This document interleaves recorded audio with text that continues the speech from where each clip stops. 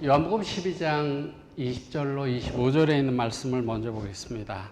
명절에 예배하러 올라온 사람 중에 헬라인 몇이 있는데 저희가 갈릴리 벳세다 사람 빌립에게 가서 청하여 가로되 선생이여 우리가 예수를 배우고자 하나이다 하니 빌립이 안드레에게 가서 말하고 안드레와 빌립이 예수께 가서 여짜온대 예수께서 대답하여 가라사대 인자의 영광을 얻을 때가 왔도다. 24절입니다.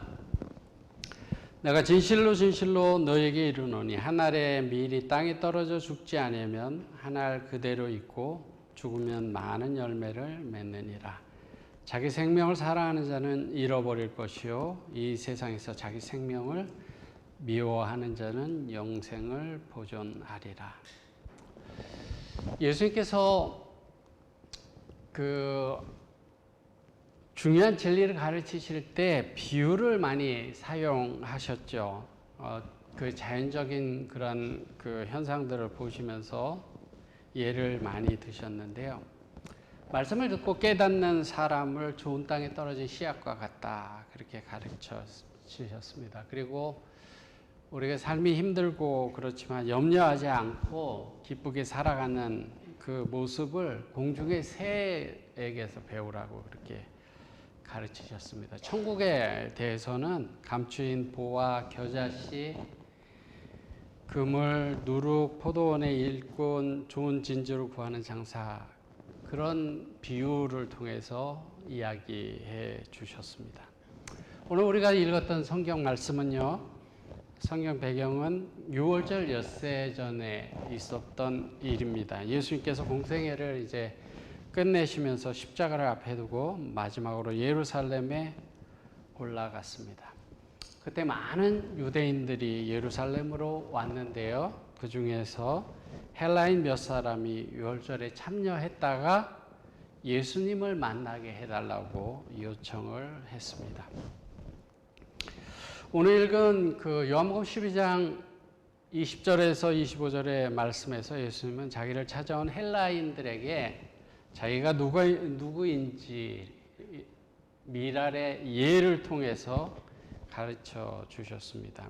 미랄의 생애가 예수님의 생애를 가리키고 또 주님을 따르는 모든 제자들의 생애를 가리킨다고 말씀하셨습니다. 예수님이 누구신지 알려고 한다면 땅에 떨어져 죽은 미라를 바라보면 되고 그리스도를 따르는 제자들의 삶이 어떤 것인지 보려면 땅에 떨어져 죽은 미라를 보면 된다고 그렇게 가르쳐 주셨습니다.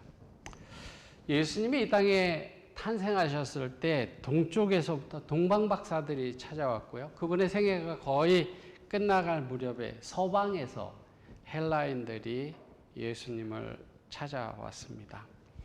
시대의 소망에 이렇게 이야기를 합니다. 박사들이 그분의 생애 초기에 동방에서 왔던 것처럼 이 사람들은 그분의 생애 말기에 구주를 찾아 서방에서 왔다. 헬라인들은 온 세상 나라와 족속과 백성들을 대표하여 예수님을 만나러 왔다. 예수님이 돌아가시 일주일 전에 6일 전이에요.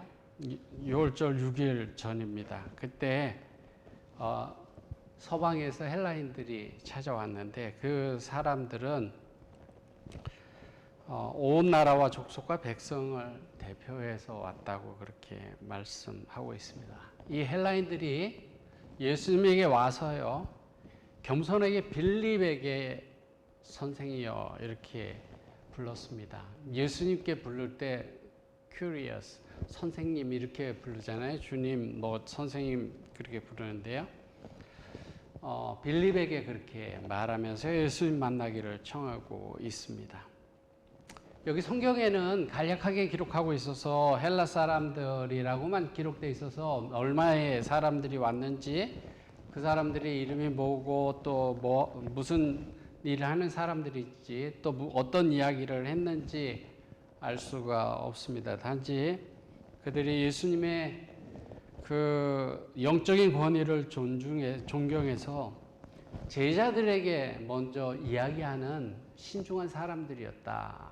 그런 것들을 느낄 수가 있는데요. 12제자 중에서 왜 하필이면 빌립에게 청했을까 하는 생각이 드는데요.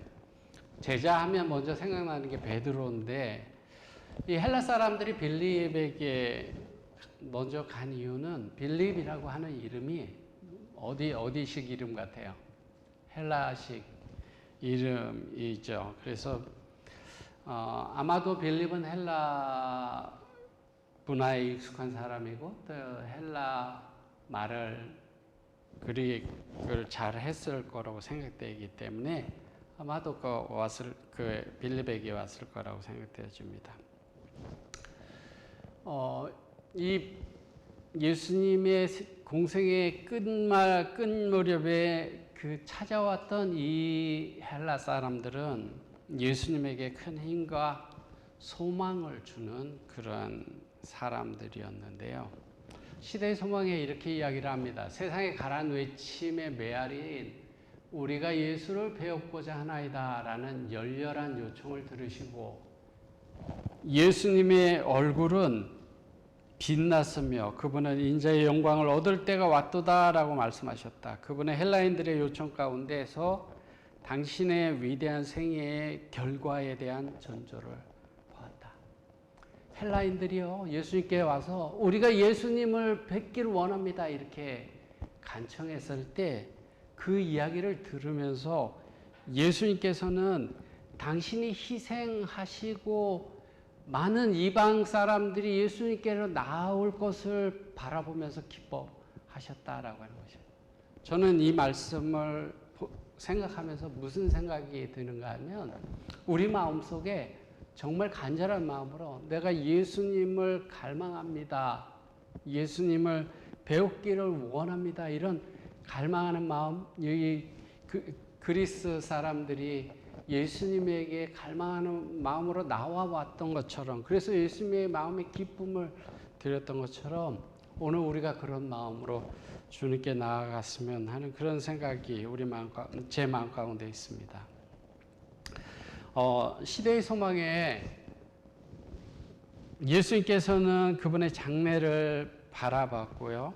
온 세상에서 세상째 지고 가는 어린 양을, 하나님의 어린 양을 보라고 전파하는 음성을 예수님께서 들으실 수 있었고요. 이방인 가운데 위대한 수학의 결실이 있을 것을 보셨습니다. 이방인들의 방문은 예수님의 희생의 결과를 볼 수 있는 아주 귀한 사건이었는데요. 이방인들이 이렇게 나온 것처럼 앞으로 수많은 이방인들이 예수님의 희생을 통하여 나올 것을 가르쳐주는 그런 사건이었습니다. 얼마 후에 제자들이 다 도망갈 것이지만 주를 뵙고자 하나이다 갈망하는 마음으로 방문한 이 사람들을 예수님께서 바라보셨을 때 고난을 겪을 예수님께서 큰 용기를 주는 그런 일이었습니다. 헬라인들이 찾아왔을 때 예수님께서 이런 말씀을 하셨습니다. 한 알의 밀이 땅에 떨어져 죽지 아니하면 그대로 있고 죽으면 많은 열매를 맺느니라 그렇게 말씀하셨습니다.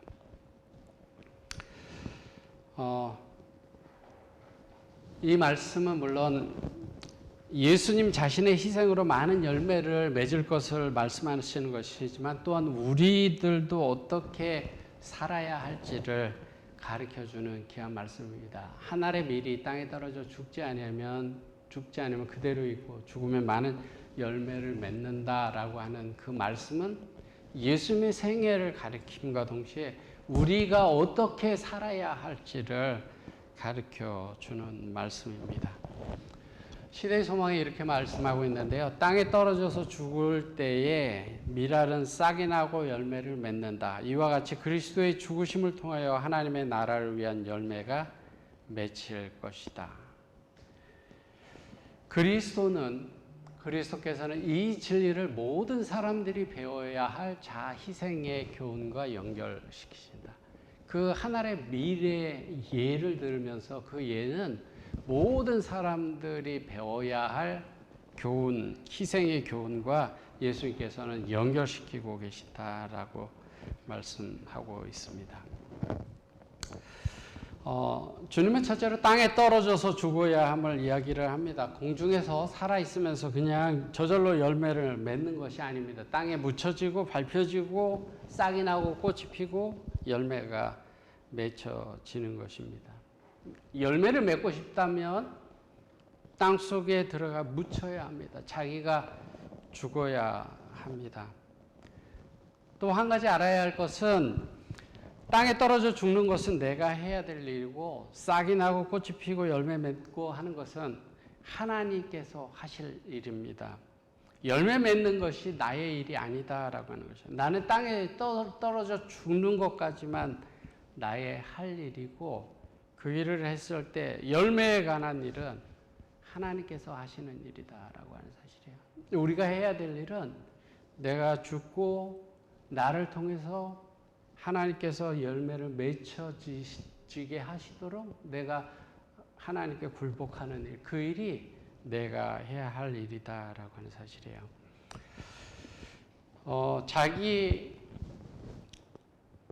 여기 이런 말씀이 있습니다. 자기 생명을 사랑하는 자는 잃어버릴 것이요 이 세상에서 자기 생명을 미워하는 자는 영생하도록 보존하리라. 요한복음에 그렇게 말씀하셨는데 희생을 구체적으로 해설해 주는 말씀입니다. 제가 2010년도에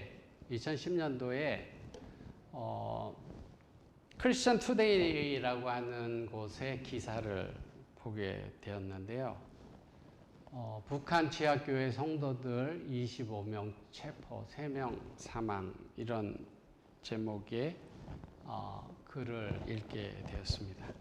북한 당국이 평안남도 평성시 한 지하교회에서 주민 23명을 체포해서 3명을 처형했고요. 5월 중순 평성시 구월동의 한 지하교회에서 그렇게 하고 20명은 요독 정치범 수용소에 보내졌는데요. 처형된 사람들은 중국에서 기독교를 접하고 중국에서 이제 한국 사람들이 전한 거죠. 북한으로 돌아가서 가족과 친지들에게 복음을 전했던 것으로 알려졌습니다. 그 단체는 조사 과정에서 이들이 신의주에서도 전도 활동을 한 것이 이제 알려져서 신의주 주민들도 체포되고 조사를 받았고요. 북한 당국에서는 생활고로 주민들이 미신이나 종교에 빠질 수 있다 이렇게 보고 기독교 사건이 적발되면 엄벌에 처한다고 이렇게 덧붙였습니다. 기독교 단체 오픈도어즈에서는 폴 에스타브룩스 목사는 자유아시아 방송 인터뷰에서 북한의 가정과 지하교회에 종교활동을 하는 기독교 신자 수가 40만 명에서 50만 명에 달한다는 얘기를 북한에 있는 소식통으로부터 들었다고 이렇게 이야기를 합니다. 오늘날 지금 한 10년 전 이야기죠. 지금도 북한에서 그 죽음을 무릅쓰고 신앙생활하고 죽음을 무릅쓰고 복음을 증거하는 많은 사람들이 있습니다. 사람들이 중국으로 탈북하죠. 탈북했다가 중국에서 복음을 듣고 복음을 전하고자 북한으로 돌아가는 사람이 많이 있다고 합니다. 북한 땅에서 복음을 전하다가 잡혀서 순교당하는 사람들도 많이 있죠. 오래전에 서우야영회 때 새벽기도에 그 한 장로님이 중국에서 북한 사람을 만나서 복음을 전한 이야기를 했습니다. 그 복음을 받아들인 북한 사람들이 한국으로 간 사람들도 있고 북한으로 간 사람들도 있어요. 북한으로 간 사람들은 내가 가서 내 가족들, 내 친구들에게 복음을 전하겠다라고 이야기하고 북한에 갔는데 그 북한에 간 사람들의 소식이 들리지 않는다는 거예요. 아마도 죽었을지도 모르겠다고 이렇게 말씀하시면서 내가 사람을 죽으라고 보낸 건지 살라고 보낸 건지 잘 모르겠다 이런 간증을 하셨습니다. 오늘날 생명을 걸고 목숨을 전하는 사람들이 있습니다. 죽음의 자리까지 나가서 복음을 전하는 희생의 열매는 얼마가 맺혀질지 알 수 없습니다. 북한에서 탈북해서 중국에 왔다가 거기서 복음을 듣고 가서 복음을 전하다가 순교당하는 사람들, 그 사람들의 결과가 앞으로 얼마나 많아질지 알 수 없습니다. 지난주에 제가 그 안식일 저녁 때 그 친구 집에 가서 그 네팔에서 온 선교사 친구를 만났습니다. 송혜섭 목사라고 저랑 대학교를 같이 입학했던 목사인데요. 네팔에서 선교 사업을 아주 열심히 하고 있습니다. 거기에서 고아원도 운영하고요, 치과, 또 학교, 또 그 평신도 훈련원, 그 다음에 신학 대학을 만들려고 그렇게 노력을 합니다. 그 친구와 이야기하는 가운데 이런 이야기를 하더라고요. 그 네팔에 지도자들이 교리도 하나도 모르고 영적으로 준비되지 않는 그런 것들을 봤다 그랬습니다. 그러면서 무슨 이야기는 좀 안타까운 얘기인데요. 거기에 그 재산권이, 그 재산 등기가 그 나라 사람이 아니면 할 수가 없다는 거예요. 그래서 거기에 목사나 지도자나 이러한 사람들이 이제 학교 같은 것들을 이제 하게 되면 교단에서 지원해 주겠잖아요. 교단에서 지원해 주면 이제 학교를 하나 짓잖아요. 근데 그 사람들이 그만두게 되면 그걸 그냥 자기 걸로 해서 그냥 가지고 간다는 거예요. 그래서 교회가 너무 그 약하고 지금 뭔가 이 체계가 안 잡혀져 있고 이 친구가 하는 얘기가 이곳에서 사람을 준비시켜야 되겠다 이런 생각이 들었다는 거예요. 그래서 나 같은 사람이 내가 여기에서 신학대학을 하려고 그렇게 하게 됐다 이렇게 이야기를 하고 있습니다. 많은 것들을 도네이션 받으려고도 그렇게 노력하지도 않고 열심히 그냥 내성적인 친구인데요. 내성적인 친구인데 그냥 열심히 하는 그런 모습들을 보면서 우리 81학번 같은 동기들이 많이 응원하는 목사인데요. 제가 이제 그 친구랑 이야기를 하면서 그런 생각을 했어요. 언젠가 네팔에 선교를 꼭 가야 되겠다 이런 생각을 했습니다. 저는 여러분들이 같이 한번 가셨으면 좋겠어요. 제가 그랬어요. 내가 네팔 선교에 가기를 원하지만 내가 뭐 할 수 있는 것도 없고 어떻게 그렇다 그랬더니 거기 와서 그 고아원에 있는 아이들과 놀아주기만 해도 좋다는 거예요. 그리고 거기 있는 사람들이 한국말 배우는 걸 굉장히 좋아하니까 한국말 가르쳐도 좋고, 그 학교에 음악이 없대요. 그래서 노래나 악기나 이런 거, 피리 같은 거 가르쳐주면 너무 좋다고, 와서 거기 한 20몇 명 잘 수 있는 곳이 있는데 와서 일주일이고 2주일이고 와서 도와주면 좋겠다 그렇게 이야기를 해서 한번 가면 좋겠다 이런 생각들을 했습니다. 하여간에 그렇게 선교지에서 열심히 일하는 사람들이 있습니다. 그 수고의 결과가 얼마나 클지 알 수 없는데요. 우리는 이곳에서 여기서 살게 되죠. 그리고 여기에서 우리가 사람들을 만나고 생활하게 되는데 여기서 전하는 여기서 하는 일들의 결과도 얼마나 클지 알 수 없습니다. 우리가 그런 이야기를 하잖아요. 나무의 사과의 숫자는 셀 수 있지만 한 사과의 씨 안에 있는 사과의 숫자는 알 수 없다.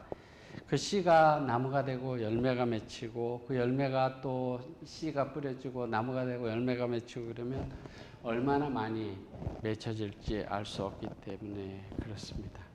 시대의 소망이 이렇게 말합니다. 땅 위에 묻힌 씨앗은 열매를 가져오고 그리고 또다시 그 열매는 씨앗으로 뿌려지고 이렇게 하여 수확은 증대된다.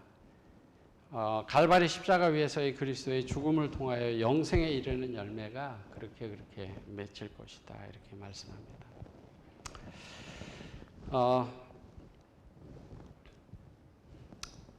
제가 한 이야기를 또 좀 드리려고 하는데요. 영원한 관점의 이야기라고 하는 어떤 사람에 대한 이야기인데요. 1921년 스웨덴 출신의 데이비 플러드와 그의 아내 스비야가 2살 된 아들을 데리고 아프리카 콩고에 선교사로 도착했습니다.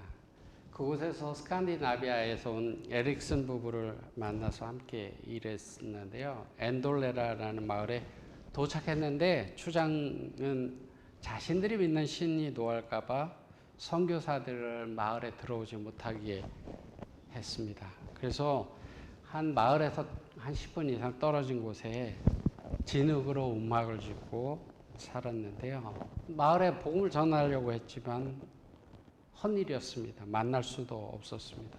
접근할 수 있는 사람은 오직 한 어린아이, 일주일에 한 번씩 닭과 계란을 팔러 오는 소년 하나밖에 없었습니다. 그래서 스미야 플러드는 자신이 만날 수 있는 사람이 이 아프리카 소년 하나뿐이라면 이 소년에게 복음을 전해야 되겠다 결심하고 복음을 어린 소년에게 전하고 어린 소년을 주님께로 인도했습니다. 얼마 후에 말라리아가 지역에 퍼져서 선교사 가족들을 힘들게 했고요. 스칸디나비아 반도에서 온 에릭슨 부부는 선교 본부로 돌아갔고 데이빗과 스비아 부부만 그 마을에 남아서 일을 계속했습니다. 어려운 가운데 2살 된 아이를 데리고 갔다 그랬잖아요. 아이를 둘째를 출산하게 됐는데 그 아이를 아야라고 이름을 지어줬고요. 그 아이를 낳고 탈진했던 그 스비아라는 엄마는 말라리아에 걸려서 17일 만에 아이 낳은 지 17일 만에 숨을 거뒀습니다. 남편 데이빗은 하나님한테 참 섭섭한 마음이 들었고 27살 된 아내를 땅에 묻고 갓난아이를 데리고 선교본부로 돌아가서 아이를 에릭슨 부부에게 부탁하면서 울분을 터뜨렸습니다. 나는 스웨덴으로 돌아갑니다. 아무리 생각해도 아내 없이 이 아이를 돌볼 수 없을 것 같습니다. 하나님이 나를 완전히 버린 것 같습니다. 데이빗은 하나님도 버리고 선교지도 버리고 돌아갔습니다. 데이빗이 아이를 에릭슨 부부에게 맡기고 떠난 지 8개월 후에 에릭슨 부부도 알 수 없는 질병에 걸려서 고난을 당하다가 며칠 사이에 둘 다 세상을 떠났습니다. 그래서 데이빗의 그 불쌍한 아이는 여러 선교사 손을 거치다가 미국의 선교사에 의해서 미국으로 오게 되고요. 거기서 미국에서 갔던 선교사는 미국에 남아서 그 아이를 키우게 됩니다. 그 아이가 자라서 미네아폴리스에 있는 신학교에 다니게 됐고요. 거기서 드웨이 허스크라는 청년을 만나서 가정을 이뤘고 또 성공적인 사역을 했고 두 아이의 부모가 됐고 그 여인의 남편이요 시애틀의 기독교 대학의 학장이 돼서 자기의 뿌리를 좀 알기를 원했어요. 스웨덴에 대해서 알고 싶은 그런 충동이 있었습니다. 근데 어느 날 우편함으로 스웨덴어로 된 종교 잡지가 하나가 배달됐습니다. 여기저기 살펴보다가 사진 하나를 보게 됐는데요. 아프리카 원시적인 배경에 하얀 십자가 세워진 무덤 사진이었고 사진 속 십자가에 스비아 플러드라는 이름이 새겨져 있었습니다. 그 아기는 남편의 학교에 가서 스웨덴어를 하는 교수에게 잡지의 내용이 무엇인지 알려달라고 했습니다. 그 교수가 요약해 준 내용은 오래전에 아프리카 엔돌레라라는 마을에서 일하던 선교사들의 이야기인데, 백인 아이가 태어난 후에 젊은 엄마가 죽었고 어린 아프리카 소년이 그리스도를 영접했고, 백인 선교사들이 떠나간 후에 소년이 자라서 추장을 설득하여 학교를 세웠고, 시간이 지나면서 소년은 학생들을 전도했고, 또 학생들은 부모를 전도했고, 나중에 또 추장이 전도돼서 오늘날 그곳에 600명의 그리스도인이 있다라는 그런 내용이었습니다.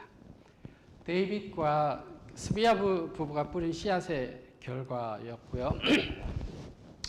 이 부부는 결혼 25주년을 기념으로 스웨덴을 방문했습니다. 자신의 생부를 한번 찾아보자고 생각을 했습니다.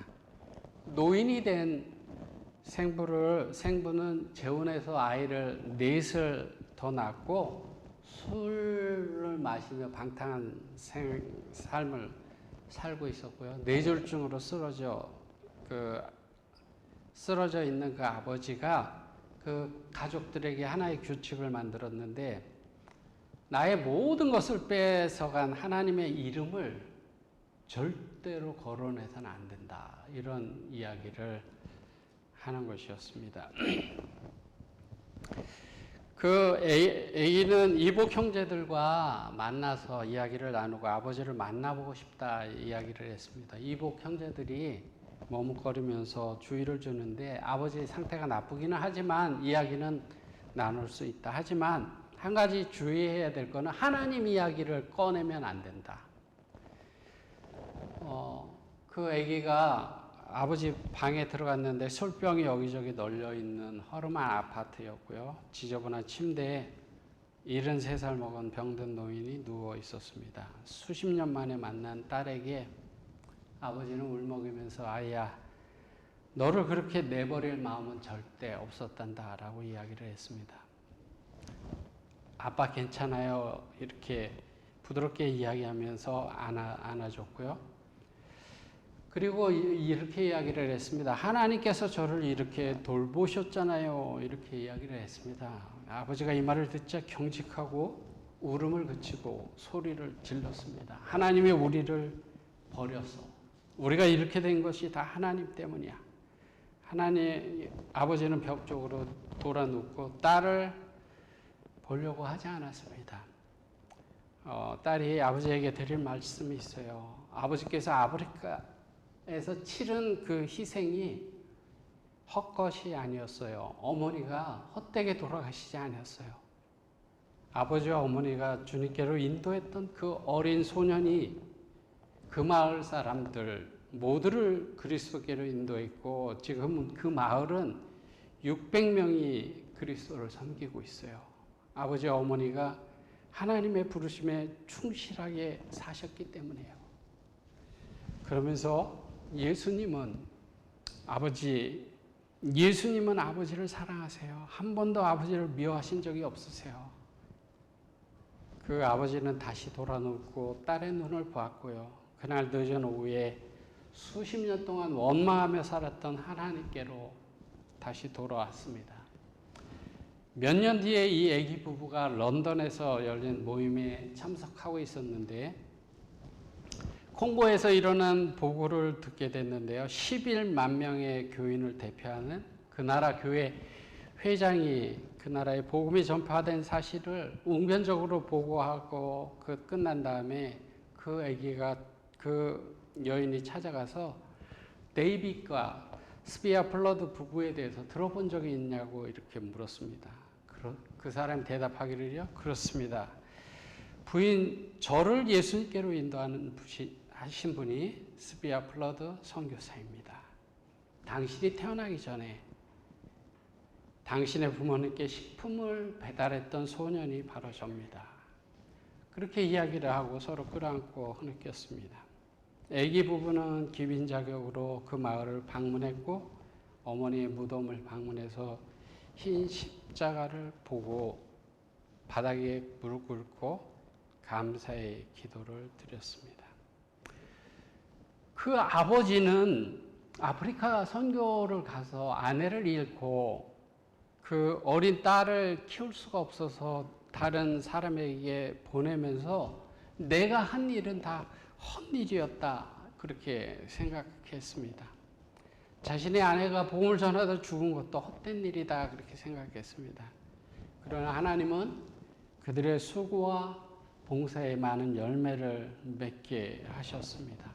우리가 우리 인생 속에서 그 열매가 어떠할지를 보지 못하고 세상을 떠날 수도 있습니다. 그러나 하나님께서는 그것을 크게 하실 것입니다.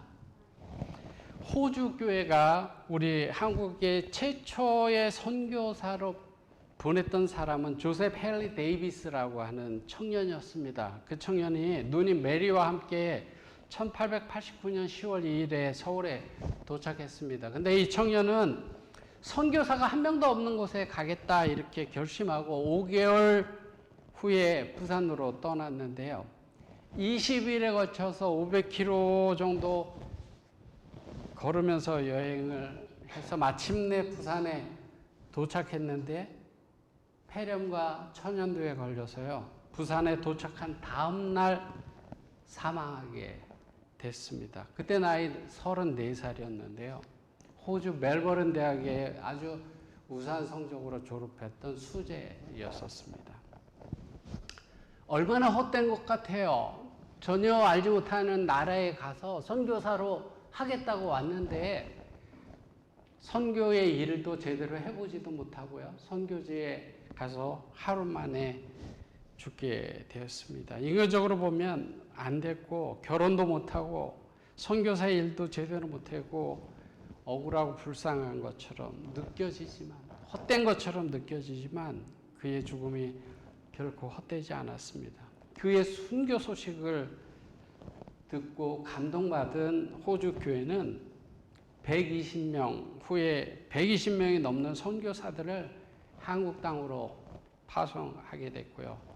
그 하늘의 미랄이 돼서 그가 하늘의 미랄이 돼서 한국 땅에서 떨어져 죽었을 때 많은 열매들을 맺게 됐습니다. 어떤 의미에 있어서는 오늘 우리들도 이런 사람들의 희생의 열매일 수 있다라고 하는 사실입니다.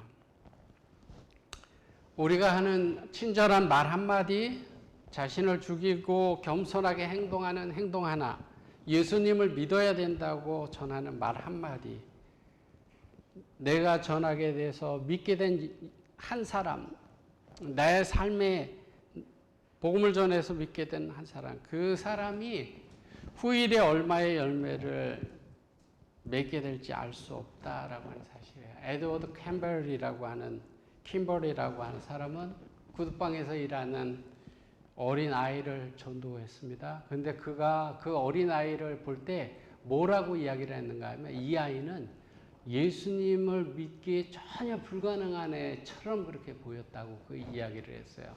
근데 그 아이가 D.L. 무디였고요. 그 무디는 그 후에 얼마나 많은 사람들을 전도했습니까?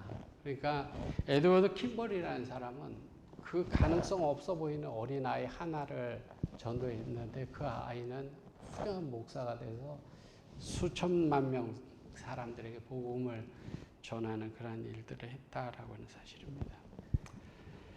복음을 전하기 위해서 당하는 희생과 고난은 하늘의 미랄이 땅에 떨어져 죽어 많은 열매를 맺는 것처럼 가치 있는 일입니다. 어떤 희생도 헛되지 않습니다. 우리 교회가 어떤 수고를 하고 우리 개인이 어떤 수고를 하더라도 그 수고들이 헛되지 않다라고 하는 사실을 기억하십시오. 그것의 열매들을 하나님께서 크게 하신다면 얼마나 큰 결과들이 있을지 알지 못한다라고 하는 사실이에요.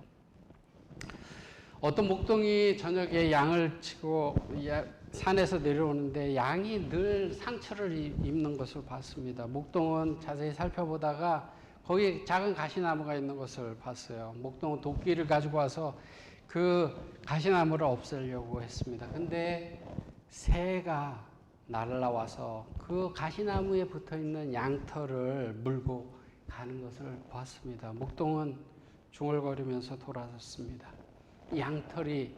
양들이 상처를 입음으로 새들이 그 털로 부드러운 둥지를 짓는구나. 양이 상처를 받는 것이 아무 이유 없는 것처럼 느껴지지만 그 양의 상처는 새들에게 보금자리를 만들어주는 것처럼 우리의 희생과 우리의 헌신이 어떤 결과를 가져오는지 보여지지 않을지 모르지만 그것을 통해서 하나님께서는 놀라운 일들을 하신다라고 하는 사실을 우리가 잊지 말아야 합니다. 주님은 열매 맺는 원칙을 말씀해 주셨습니다. 그런데 우리는 스스로 죽기를 원치 않습니다. 우리는 열매 맺기를 기대하고 소원합니다. 영광을 바라봅니다. 근데 얻을 수 있는 방법은 외면하고 있습니다. 십자가 없는 부활을 바라보고 갈발이 없는 오순절을 기대합니다. 부활의 영광과 오순절의 능력과 풍요한 은사는 바라지만 갈발리에서 죽는 것에 대해서는 관심이 없습니다. 죽으려 하지 않습니다.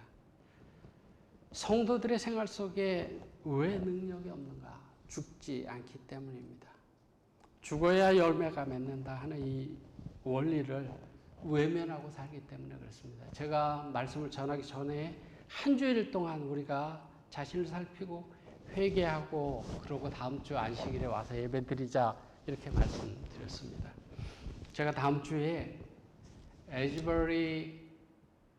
켄터키 에즈버리에서 일어나는 부흥에 대해서 제가 말씀을 드리려고 합니다. 1970년도에 부흥이 있었습니다. 그때 한 사람의 회개를 통해서 그곳에 큰 부흥이 일어났어요. 원산에서 1903년에 큰 부흥이 있었습니다. 한 사람이 복음을 전하는데요. 사람들이 돌이키고 변화되기를 원한다고 이렇게 가리키다가 그 사람이 무엇을 깨닫냐면 내가 그렇게 돼야 되는구나 하는 것을 깨닫습니다. 한 사람이. 그러면서 회개하고 돌아서면서 그 지역에 큰 복음의 부흥이 일어나고요.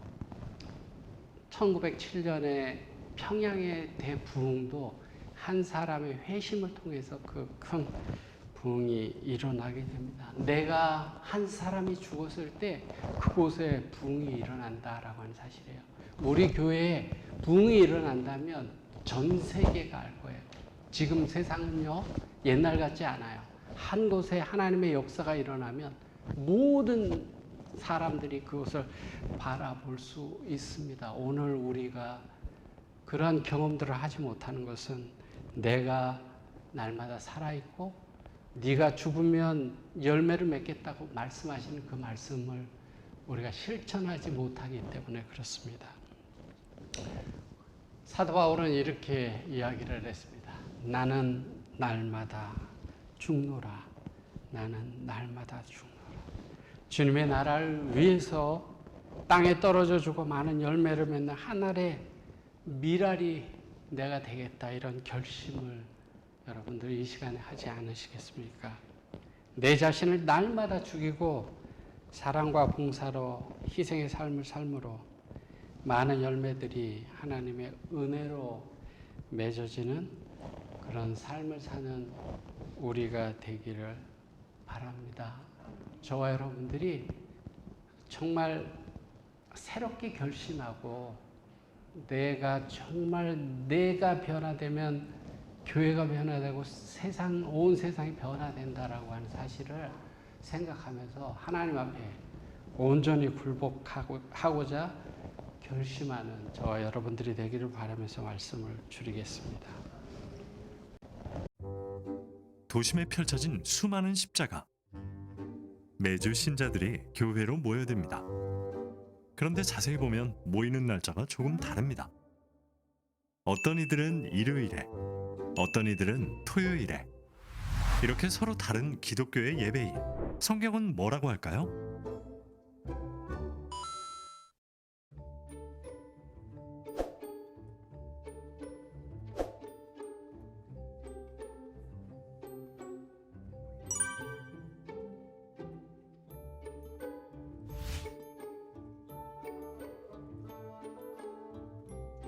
하나님께서 주신 십계명에는 안식일을 기억하여 거룩히 지키라고 분명히 기록되어 있습니다.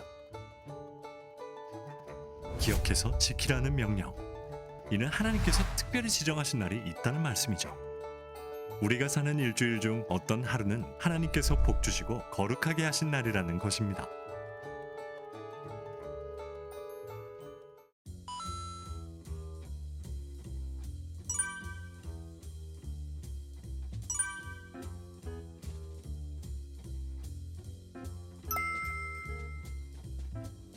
성경은 안식일이 어느 날인지 분명하게 말하고 있습니다. 하나님이 일곱째 날을 복주사 거룩하게 하셨으니 일곱째 날은 내 하나님 여호와의 안식일인즉 일곱째 날은 내 하나님 여호와의 안식일인즉 안식일은 일곱째 날, 즉 현재의 토요일입니다. 더 정확하게 말하면 금요일 해질 때부터 토요일 해질 때까지죠.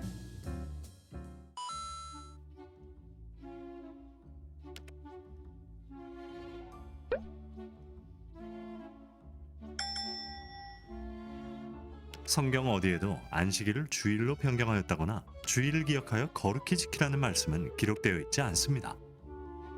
반면 예수님이 부활하신 이후에도 사도들이 계속해서 안식일을 지켰다는 기록은 넘쳐납니다. 무엇보다 예수님께서는 서기 70년에 있을 예루살렘의 멸망을 언급하시면서 너희의 도망하는 일이 겨울에나 안식일이 되지 않도록 기도하라고 하셨습니다. 부활하신 이후 안식일을 폐지하실 것이라면 이렇게 말씀하지 않으셨겠죠? 그러면 오늘날 만연한 일요일 준수는 언제 어떻게 시작된 것일까요?